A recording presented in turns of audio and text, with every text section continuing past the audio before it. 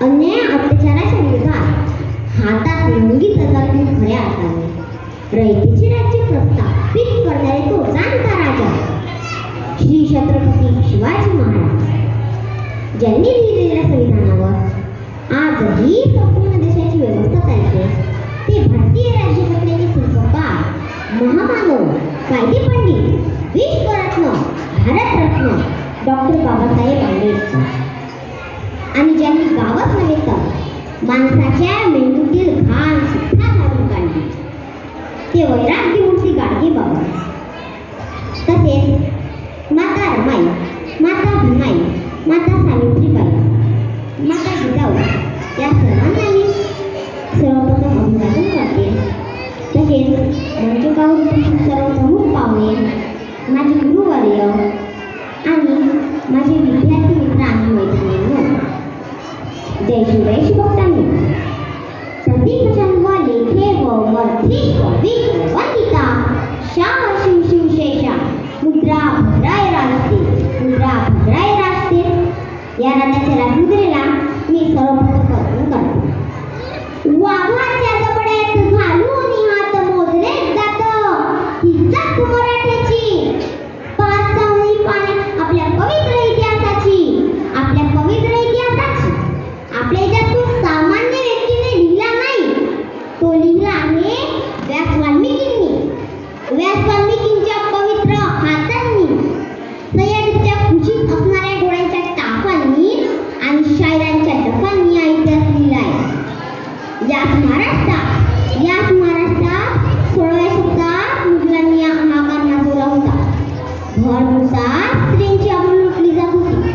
कोडे कोडे बाक घोड्यांच्या डफाखाली चिरडली जात होती. शेतकऱ्यांच्या हातात तोडात आलेला घास काढून घेतला जात होता, आणि या वेळी रयतेला धीर देणारा कोणतरी हवा होता, आणि याच वेळी रयतेला धीर देणारा जन्माला आला.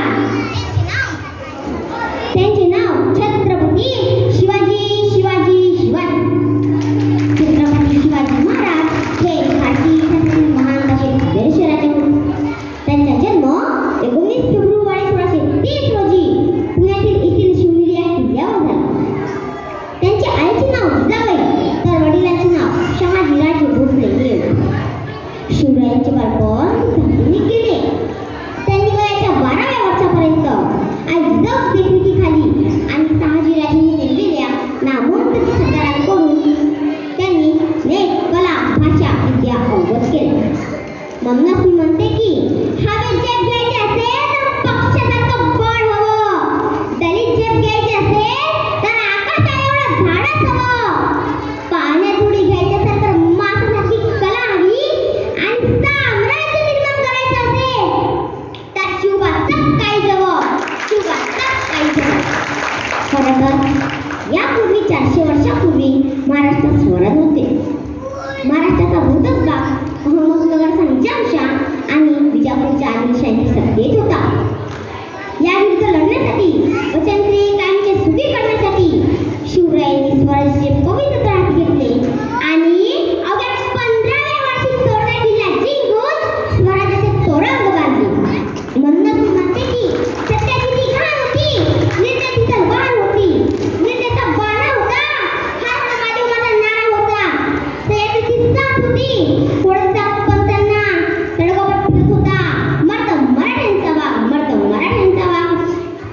खरं तर शिवबासनाधीश्वर राजशिव छत्रपती साक्षात समोर असताना, युजीराशी समोर असताना त्यातली माणसाला गर्दी असती, सोमवाराची गर्दी असली, त्यातली माणसाला गर्दी असती, आणि वर मराठ्यांची गर्दी असली तर नक्की गर्दी होणार नाही याची मला निश्चित खात्री आहे. मित्रांनो, महाराज आपल्या राज्याभिषेका समय एक पायरी चढत वरती जात होते. त्यावेळेस आऊसाहेब त्यांना म्हणाल्या, महाराज शिवाजीचा छत्रपती